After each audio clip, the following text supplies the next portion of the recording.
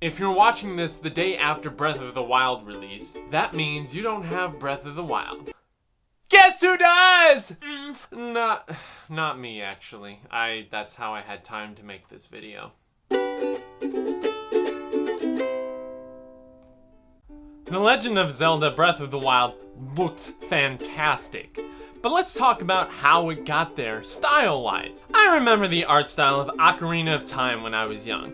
It wasn't super realistic, but you can definitely tell that it had a heavier atmosphere. I mean, look at these redeads. These wrinkled old sausages look like they've been left out for too long in the sun. How is this age appropriate? What part of Teen for Teen did you not understand, Nintendo?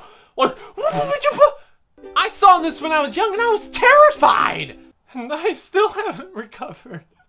But then we go to this. Now, what is this, Nintendo? I know I didn't handle Ocarina of Time very well, but I ain't no baby and—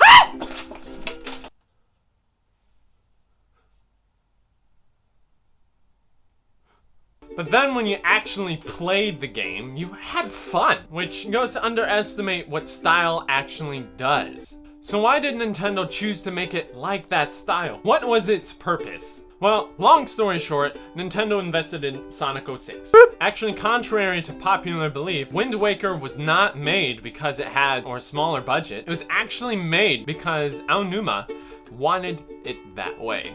Aonuma stated, which translates to, I usually get instruction from Miyamoto to create a new Zelda game, and then what I need to do is state roughly an estimation of budget, meaning that they had the idea for what Legend of Zelda was going to look like before they even got the budget. Furthermore, I used a big word. He also stated, which translates to, in our case, we don't often experience budget constraints. It's more that we need to negotiate how much budget we need in order to create the game. Meaning that if they needed more money to make the game the way they wanted, all they had to do was ask. I know, right? Crazy.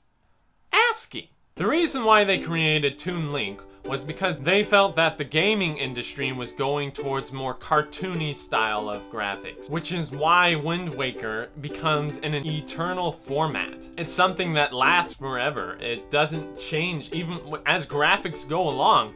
It will still look as good as it did before, and people will enjoy it for ages to come. Style is the eternal format of art. It can make something that is as low quality of pixels look like a beautiful piece of art. Take this painting, for example. It is as if a unicorn was a painting. Even if they released Wind Waker a third time, people will still buy it. They'll still make money off of it. From there, they tried to make Wind Waker 2, which was adapted into more of a comic book style that would appeal to the masses, called Twilight Princess. Unfortunately, they didn't like that art style, so they went with a happy medium and adapted a style to make the game last forever and allow Link to ride an animal without ripping his groin.